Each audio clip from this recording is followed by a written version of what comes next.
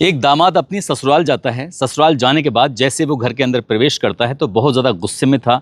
और गुस्से में इतना था कि ना किसी की बात सुनने को तैयार था। जब कहते थे कि बैठ जाओ तो बैठने को तैयार नहीं था। पानी ला के दिया पीने के लिए तो पानी पीने को भी तैयार नहीं था। उसके लिए नाश्ते का इंतज़ाम किया जाता है, खाने की बात चल रही थी। उसने कहा ना कि मैं पानी पीऊँगा, ना नाश्ता करूँगा, ना ही तुम्हारा कुछ खाऊँगा। बस एक बात का एक संदेश देने के लिए आया हूँ। संदेश ये है कि तुम्हारी बेटी किसी के साथ भाग गई है। वो भाग गई है तो भाग गई है, मैं उससे कोई मतलब नहीं रखना चाहता। जब मेरा उससे कोई मतलब नहीं है तो तुमसे भी कोई मतलब नहीं है।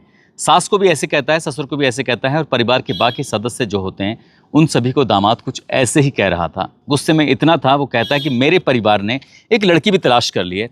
मेरे घर वाले चाहते हैं कि मैं उससे शादी कर लूँ।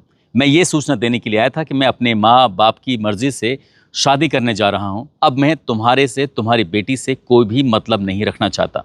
जैसे ही ससुराल वालों ने ये बात सुनी, वो गिड़गिड़ाते हैं, रोते हैं, कहते हैं कि हम अपनी बेटी की तलाश तो कर रहे हैं, बस रुक जाओ। लेकिन वो दामाद ये कहकर चला जाता है और उसके बाद उसकी धूमधाम से शादी भी हो जाती है। शादी के कुछ दिन बीत जाते हैं, उसके बाद फिर एक कत्ल होता है भयानक रूप में। कत्ल करने के बाद लाश को एक सूटकेस के अंदर पैक कर दिया गया था। जब कई महीने बीत जाते हैं, करीब करीब 2 महीने तक वो लाश उसी सूटकेस के अंदर पैक थी। जब पुलिस ने इस घटनाक्रम का खुलासा किया तो लोगों को बिल्कुल भी यकीन नहीं हो रहा था कि कातिल वो निकलेगा। आदाब, नमस्कार, सत श्री अकाल। मैं उस्मान सैफी। आज की जो सच्ची घटना मैं आपको सुनाने जा रहा हूँ, ये सच्ची घटना है केंद्र शासित प्रदेश दादर नगर हवेली और दमनदीप की जो सिलवासा की। सिलवासा थाना क्षेत्र में एक इलाका लगता है टोकरखाड़ा। यहाँ पर एक लड़का 3 अगस्त 2026 को अलग अलग घरों की तरफ जा रहा था। कभी किसी के बैल बजाता है, कभी किसका दरवाज़ा खटखटाता है। सभी से एक मांग कर रहा था, डिमांड कर रहा था, मुझे किराए पर एक घर चाहिए, कमरा चाहिए, क्या मिल जाएगा। जब ऐसे पूछता पूछता वो आगे बढ़ रहा था तो इसी बीच में किसी ने कहा कि फला व्यक्ति है, जाकर उनसे मुलाकात कर लो, वो अपना घर किराए पर देते हैं, शायद तुम्हें वहाँ घर मिल जाए। वो लड़का उस व्यक्ति का एड्रेस पूछता पूछता सीधा वहाँ पहुँच जाता है। सुबह के लगभग 10 बजे के आसपास का वक्त हो रहा था। 3 अगस्त 2026 की तारीख थी। दरवाज़ा खटखटाया जाता है, आदमी निकलता है। आदमी निकलने के बाद पूछता है कि बताइए मैं आपकी किस तरह से मदद कर सकता हूँ। उस लड़के ने कहा कि मुझे एक घर चाहिए था किराए पर। तो उसने कहा कि मेरा जो घर है वो किराए पर पहले से ही उठा हुआ है। तभी पीछे से आवाज़ आती है, जो उस व्यक्ति की पत्नी होती है। उसने कहा कि अगर कोई आया है तो उसको घर दिखा सकते हो। तभी कहता है कि घर तो किराए पर जब उठाया हुआ है तो मैं कैसे दे सकता हूँ। तभी उसकी पत्नी ने कहा 2 महीने हो गए हैं, ना तो उस किराएदार से कोई बातचीत होती है, ना उसका फ़ोन मिलता है, ना ही वो 2 महीने से लगभग किराया दे रहा है। ऐसे किराएदार का क्या मतलब, जो किराया भी नहीं दे रहा है, ना ही बातचीत कर रहा है। एक काम करो, जो होगा सो देखा जाएगा। सीधा इस लड़के को कमरा दिखा के आओ और अगर ताला लगा हुआ है तो ताला आज तोड़ डालो। जैसे ताला तोड़ने की बात आती है तो जब पत्नी ने हुक्म किया उस मकान मालिक को, तो फिर मकान मालिक की क्या विसात थी कि वो अपनी पत्नी की बात कैसे टाल सकता था। जो लड़का आया था उस लड़के को अपने साथ लेकर सीधा पहुंच जाता है एक होटल के पीछे। उसका टोकरखाड़ा में मकान होता है। वहां जाने के बाद फिर अपने दरवाजे को जब खोलने की कोशिश कर रहा था तो जाहिर सी बात थी, किराएदार का पहले से ताला लगा हुआ था। वो गुस्से में था और गुस्से में आने के बाद उसने ताले को तोड़ देता है। और जैसे ताला तोड़ता है और दरवाज़ा खुलता है तो दरवाज़ा खुलने के बाद एक अजीब तरह की स्मेल थी, दुर्गंध थी। जब उस कमरे के खुलने के बाद बाहर दुर्गंध निकलती है तो वहाँ पर रहना मुश्किल हो जाता है। वो इतना परेशान हो जाता है, समझ नहीं पा रहा था कि आखिरकार करूँ तो क्या करूँ। जो लड़का किराए पर रहने के लिए आया था उसने कहा कि भाई साहब कहीं कोई दिक्कत ना हो गई हो। वो कमरों के अलग अलग हिस्सों में जा रहे थे, घर को चारों तरफ से देखने की कोशिश कर रहे थे कि इतनी भयंकर दुर्गंध कहाँ से आ रही है, क्या बात है, क्या नहीं है। तभी उन्हें कमरे के अंदर एक सूटकेस दिखाई देता है। उस सूटकेस को देखते हैं और देखते चुपचाप बाहर निकल आते हैं। तभी पुलिस को फ़ोन किया जाता है 112 नंबर पर। और जैसे 112 नंबर पर पुलिस को फ़ोन किया जाता है तो जो 112 नंबर की पुलिस भी होती है, साथ ही सिलवासा की जो पुलिस होती है मौके पर आ जाती है। मौके पर आने के बाद अब उस सूटकेस को खुलवाया जाता है और जैसे ही सूटकेस खुलता है तो पुलिस वाले भी खुद उस सूटकेस को देखकर हैरानी में पड़ जाते हैं। दरअसल सूटकेस के अंदर एक पॉलीथीन है जो बहुत अच्छे से पैक हुई है और पॉलीथीन को खोला जाता है तो उसके अंदर एक लड़की की लाश थी। उस लड़की की लाश पूरी तरह से सड़ चुकी थी, उसमें से बहुत ज़्यादा दुर्गंध आ रही थी। पुलिस ने उस लाश को कब्जे में लेने के बाद पोस्टमार्टम के लिए भेज दिया। अब पुलिस के लिए सवाल थे बहुत सारे। पुलिस ने उस मकान मालिक से पूछा कि ये लाश किसकी है, तो कहता है कि साहब मैंने तो किराएदारों को दिया था, मुझे इससे ज़्यादा कोई जानकारी है नहीं। जब पुलिस ने उस मकान मालिक से बार बार सवाल करने शुरू कर दिए तब उसे याद आता है कि साहब हाँ, मैंने जिनको ये कमरा किराए पे दिया हुआ था उन्होंने अपने आधार कार्ड दिए थे। उन दोनों के नंबर पर जब पुलिस ने फ़ोन लगाया तो दोनों में से ही कोई सा नंबर मिल नहीं रहा था, बातचीत नहीं हो रही थी। लेकिन मकान मालिक ने जिस तरह से 2 आधार कार्ड पुलिस के सुपुर्द किए, जो फोटोकॉपी होती है, तो उसमें पता चलता है कि एक लड़की है जिसकी उम्र लगभग 20 साल के आसपास है और उसका नाम है छोटी कुमारी, जिसके पिता का नाम है मनीष कुमार उपाध्याय। गांव लगता है सीउर और थाना लगता है रोह, जिला नवादा और प्रदेश है बिहार। बिहार की लड़की रहने वाली होती है। साथ ही जब उसका लड़के का आधार कार्ड चेक किया जाता है तो वो भी बिहार के इसी गांव का रहने वाला है जिस गांव की वो लड़की रहने वाली है। लड़के का नाम ऋषभ कुमार सिंह होता है।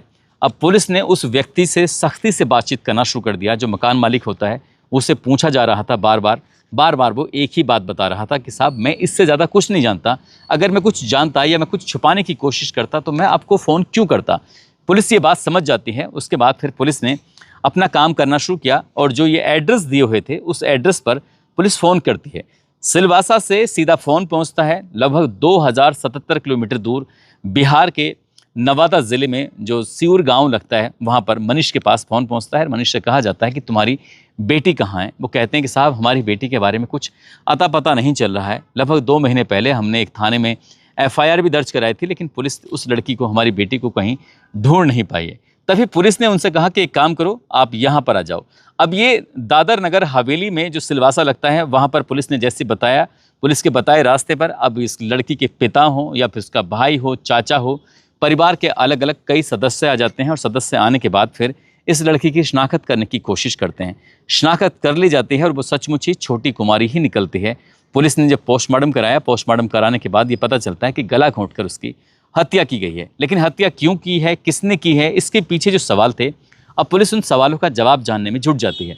लड़की के पिता से जब बातचीत की जा रही थी तो उन्होंने कहा कि साहब 10 मई 2023 को उन्होंने अपनी बेटी की नवादा ज़िले में ही कथा चक नाम का एक थाना क्षेत्र है, वहाँ का गाँव लगता है मड़े, यहाँ के रहने वाले एक लड़के से शादी की थी। बेटी करीब 1 साल तक तो दामाद के साथ रहती है, लेकिन उसके बाद वो अचानक से गायब हो जाती है। जब बेटी गायब होती है तो हम नज़दीकी पुलिस स्टेशन जाते हैं। वहाँ जाने के बाद अपनी बेटी की गुमशुदगी भी दर्ज कराते हैं, लेकिन फिर पुलिस ने इस मामले में कोई गंभीरता से काम नहीं किया और ना ही बेटी का कुछ अता पता चल पाता है। लेकिन उनको ये भी पता चल जाता है कि गाँव का ही एक लड़का जिसका नाम ऋषभ कुमार सिंह होता है, दरअसल वो भी गाँव से गायब था। तब हमने ये अंदाज़ा लगाया था कि हमारी बेटी शायद ऋषभ कुमार सिंह के साथ ही गायब हुई है। अब पुलिस के लिए रडार पर 2 व्यक्ति होते हैं, एक तो पहला जो उसका पति होता है और साथ ही उसका जो प्रेमी होता है। पुलिस ने इस मामले में जांच पड़ताल करना शुरू कर दिया और जांच पड़ताल करने के बाद ये भी पता चलता है कि जैसे ही ऋषभ कुमार सिंह उस लड़की को लेकर भाग जाता है तब जाकर वो शादी भी कर लेता है। और शादी की जो सूचना थी वो उसने अपने घर वालों को दे दी थी, साथ ही जो लड़की होती है उसके परिवार के लोगों को भी जानकारी दी गई थी। और साथ ही ये थाने में जाकर पुलिस ये भी पता करती है कि क्या वाकई परिवार वालों ने कोई FIR दर्ज कराई है कि नहीं कराई है। तो ये भी बात पता चल जाती है कि हाँ वाकई पुलिस ने के पास जाते हैं और जाकर वो FIR भी दर्ज कराते हैं। अब पुलिस ने जो सर्विलांस पे जितने भी नंबर होते हैं, जो भी प्राइम सस्पेक्ट थे, उन नंबरों को सर्विलांस पर लगाया जाता है और उनके बारे में पता करने की कोशिश की जाती है। लगातार एक दिन बीत रहा था और पुलिस लगातार इस मामले में कार्रवाई करने की कोशिश कर रही थी और एक के बाद एक पुलिस को जानकारी भी मिलनी शुरू हो जाती है। पुलिस को सिलवासा से दूर लगभग बनारस लगता है 1000 से ज़्यादा किलोमीटर है। पुलिस को वहाँ पर एक लोकेशन मिल जाती है। लोकेशन मिलने के बाद फिर बनारस की STF से सिलवासा की पुलिस संपर्क करती है। संपर्क करने के बाद कहती है कि ऋषभ कुमार नाम का एक लड़का है जो यहाँ से गायब है, भागा हुआ है, हम उसके तलाश में हैं, उसके बारे में जानकारी जुटाना चाहते हैं। और जैसे ही बनारस की STF को ये जानकारी मिल जाती है तो उसके बाद फिर मुंडवा डीही एक थाना लगता है, उसी क्षेत्र में चांदपुर औद्योगिक क्षेत्र है, वहाँ पर उसकी लोकेशन मिल जाती है। पुलिस ने जब ऋषभ कुमार नाम के एक लड़के के पास जाती है तो वहाँ ऋषभ तो नहीं मिलता, लेकिन ऋषभ के जैसे ही एक और लड़का मिल जाता है। हालांकि पुलिस ने उसे जब अपने कब्जे में लिया, उससे पूछताछ करने की कोशिश की तो पता चलता है कि वही ऋषभ कुमार है। वो मजदूरी करता है फैक्ट्रियों के अंदर और नाम बदलने के साथ वहाँ पर रह रहा था। अब इसके बाद सिलवासा की पुलिस बनारस पहुँचती है। बनारस जाने के बाद उस लड़के की ऋषभ कुमार को अपने कब्जे में लेती है और कब्जे में लेने के बाद सीधा सिलवासा लेकर पहुँच जाती है। अब उसे लगातार पूछताछ करती है। पूछताछ करने के दौरान ही पता चलता है कि पहले पति का इस पूरे हत्याकांड में कोई भी दूर दूर तक रोल है ही नहीं। वो अपनी ससुराल जरूर गया था और ससुराल जाने के बाद उसने ससुराल वालों से सचमुच रिश्ता ख़त्म करने की ही बात कही थी। उसने फिर शादी कर ली और शादी करने के बाद फिर इस परिवार से पूरी तरह से बात ख़त्म कर देता है। लेकिन जब ऋषभ से बातचीत पूछी जाती है कि आखिरकार तुमने उस लड़की का कत्ल क्यों किया जिसने तुम्हारे लिए अपने पति को छोड़ दिया, तुम्हारे लिए उसने अपने परिवार को छोड़ दिया, उसके बाद तुमने उसका कत्ल क्यों किया।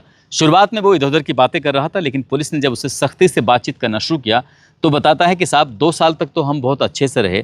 मई में भागकर यहाँ से सीधा सिलवासा पहुँच जाते हैं, वहाँ रहकर अपना काम धंधा जो था वो कर रहे थे। 2025 भी गुजर जाता है, 2026 भी ठीक ठाक ही चल रहा था। लेकिन एक दिन अचानक उसने ज़िद कर ली कि मुझे अपनी माँ से मिलना है, मुझे अपने भैया से मिलना है, मुझे अपनी बहन से मिलना है, मुझे अपने पिताजी से मिलना है, मुझे अपने पूरे परिवार से मिलना है, मुझे उनकी बहुत याद आती है। वो कहता है कि जब तुम्हारे परिवार ने पूरी तरह से तुम्हें त्याग दिया है, मेरा परिवार भी तुम्हें किसी भी कीमत पर स्वीकार करने को तैयार नहीं है, तो मैं गाँव वापस नहीं जाना चाहता। अगर तुम गाँव जाओगी तो फिर सही नहीं होगा, तुम्हारे लिए भी और मेरे लिए भी। इसी बात को देखते हुए इन दोनों के बीच में अक्सर झगड़े होने शुरू हो जाते हैं। अब ऋषभ छोटी से लड़ाई झगड़ा करने लगता है और छोटी ऋषभ से लड़ाई झगड़ा करना शुरू कर देती है। रोज़ रोज़ आए दिन झगड़े होते थे और ये झगड़ा बढ़ जाता है बहुत ज़्यादा। उस दिन यानी कि वो तारीख थी 9 जून 2026 की शाम को जब काम करके आया था तो लड़की ने साफ साफ बोल दिया था कि मुझे अब किसी भी कीमत पर यहाँ रहना ही नहीं है, मुझे अपने गाँव जाना है, मुझे अपने परिवार से मुलाकात करनी है। और इसी बात को देखते हुए दोनों के बीच में बहुत ज़्यादा कहासुनी शुरू हो जाती है। जब कहासुनी होती है तभी ऋषभ ने छोटी कुमारी का गला पकड़ता है और गला पकड़ने के बाद तब तक उसको पकड़े रहता है जब तक कि वो अपने प्राण नहीं त्याग देती। और जैसे वो अपने प्राण त्यागती है, वो मर जाती है, तब उसे होश आता है कि आखिरकार उसने कर क्या दिया है। तभी उसने दिमाग लगाया कि क्यों ना यहाँ से भाग जाऊँ। भाग जाएगा तभी पकड़ा जाएगा। तभी उसने उस लाश को ठिकाने लगाने की कोशिश कर रहा था। उस लड़की को जब मर चुकी थी उसने पॉलीथीन का इंतजाम करता है। उसके बाद उस लड़की को पैक करता है, पैक करके ट्रॉली बैग के अंदर उसको रख लेता है। वो उसके अंदर फिट तो कर देता है और जैसे फिट करने की कोशिश कर रहा था, अब उस बैग को पकड़ के जब लेके जाने की कोशिश कर रहा था तो बैग थोड़ा भारी हो जाता है। इतना भारी होता है कि जो उसका पकड़ने का कुंदा होता है वो पूरी तरह से हत्था टूट जाता है। और जैसे ही हत्था टूटता है तो वो समझ नहीं पा रहा था कि यहीं पर इतनी दिक्कतें हो रही हैं तो दिक्कत आगे ही बढ़ सकती हैं। अब उसने उस बैग को वहीं छोड़ा, मकान में ताला लगाया। ताला लगाने के बाद आराम से यहाँ से भाग जाता है और भागकर सीधा बनारस पहुँच जाता है। बनारस में एक कंपनी में नाम बदल कर रह रहा था, लेकिन इसी बीच में उसने अपने आधार कार्ड के आधार पर एक नया नंबर जो लिया, तो नया नंबर जब लेता है तब पुलिस ने सर्विलांस की मदद से आखिरकार उसको ढूंढा और ढूंढने के बाद उस कत्ल का खुलासा कर दिया। जब घटनाक्रम का खुलासा होता है तो परिवार का रो रो कर बुरा हाल हो जाता है। परिवार के लोग इतनी दूर जाते हैं अपनी बेटी से मुलाकात करने के लिए, लेकिन उसकी हालत बहुत ज़्यादा ख़राब थी, शरीर पूरी तरह से सड़ चुका था। इसलिए परिवार ने सिलवासा में ही उसका अंतिम संस्कार कर दिया। उसकी माँ या बहन या परिवार के बाकी लोग उसके अंतिम दर्शन भी नहीं कर पाए। वो लड़की जिसने अपने परिवार को छोड़ दिया, अपने पति को छोड़ दिया और उस प्रेमी के लिए भाग गई, उसी प्रेमी ने उसका बहुत बुरी तरह से कत्ल कर दिया। दोस्तों, इस पूरे घटनाक्रम को सुनाने का उद्देश्य किसी को परेशान करना नहीं है, किसी का दिल दुखाना नहीं है, बल्कि आपको जागरूक करना है, आपको सचेत करना है। जिस तरह से आज के दौर में सोशल मीडिया के माध्यम से कह सकते हैं या फिर छोटी छोटी बातों को लेकर जो कोई किसी के प्रति अट्रैक्ट हो जाता है, रिश्ते बन जाते हैं, लेकिन ऐसे रिश्ते ज़्यादा दिन कामयाब नहीं हो पाते। यही कारण है कि जैसे कि इसमें छोटी कुमारी की उसके ही प्रेमी ने हत्या कर दी। ऐसे ही आजकल ये बहुत ज़्यादा अपराध बढ़ रहा है। इन सब से बचना है और इन सब से दूर भी रहना है। जाते जाते ये शाहजहाँपुर के रहने वाले हैं, नाम इनका कोमल है। कोमल का 8 अगस्त को जन्मदिन होता है और अब्दुल कादिर हैं, इनका 9 अगस्त को जन्मदिन होता है। तरसावा जौनपुर के रहने वाले हैं ओम राजभर, इनका 10 अगस्त को जन्मदिन होता है। जालंधर की रहने वाली हैं आरुषि राज, इनका 11 अगस्त को जन्मदिन होता है। और अनिल गुप्ता हैं, इनका भी जन्मदिन है। इन सभी को जन्मदिन की ढेरों सारी शुभकामनाएं, बहुत बहुत मुबारकबाद।